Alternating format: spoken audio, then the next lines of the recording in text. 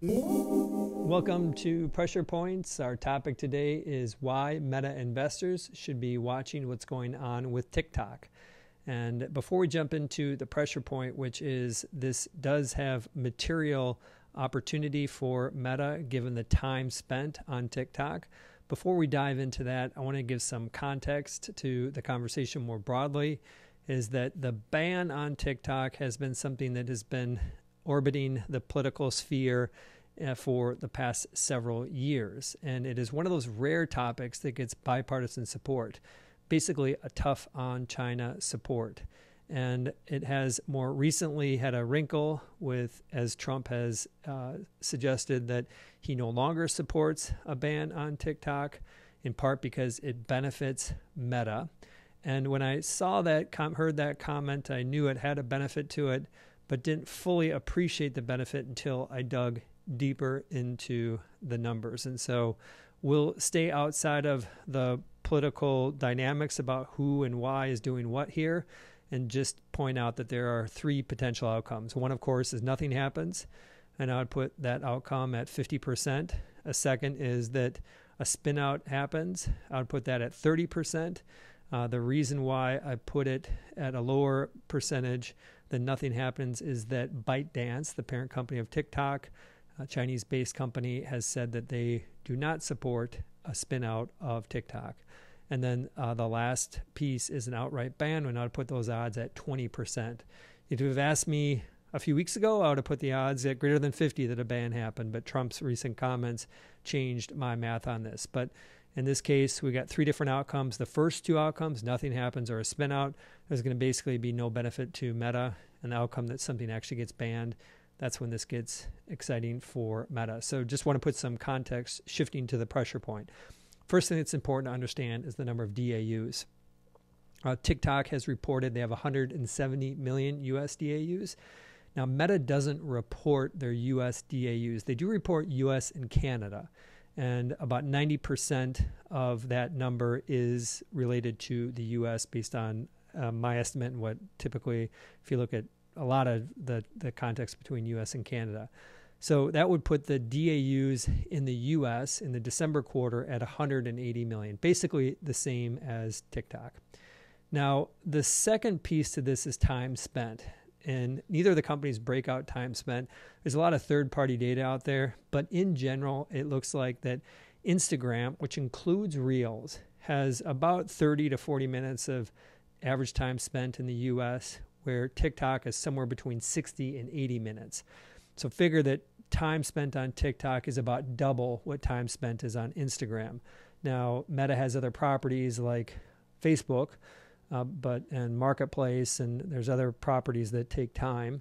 But for the most part, it's really about Instagram. And I would generally think about this as that the time spent on TikTok is about 2x what it is on Instagram.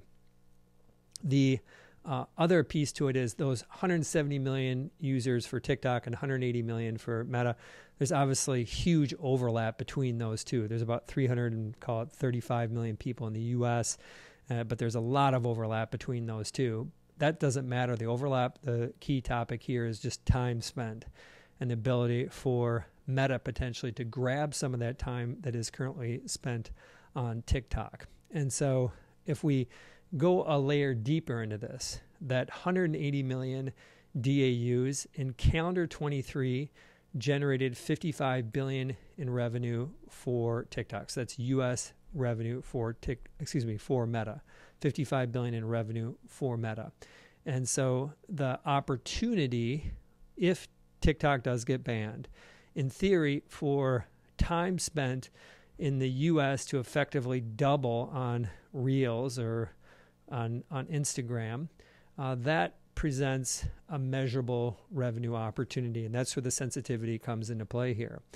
If we take some of the estimates, there's a few estimates out there about what TikTok did in U.S. revenue in 2023.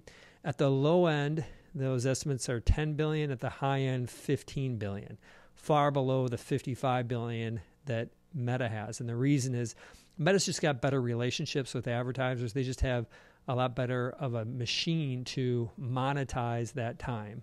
And so you can see some of the efficiency differences in monetization given the revenue differences. But presumably, if Meta was going to take over some of that time spent, they could put it through their higher, more efficient monetization machine and get more than $10 or $15 billion in revenue from that. So I'm going to switch and talk about this in terms of what it means for Meta's overall business. But kind of if you take that low end, that they capture $10 billion in revenue, if in fact TikTok does get banned in the U.S., that would increase their overall business by 7%. And then if you take a belief that it could increase by $15 billion, that would add 11% to 2024 revenue. And if you take the belief that they can generate $25 billion, again, below the $55 billion that the current business in the U.S., but they could generate an additional $25 billion, that would add 16% to the overall business. And so these numbers matter. Again, the probability on this, I've got it at 1 in 5 that TikTok ultimately gets banned.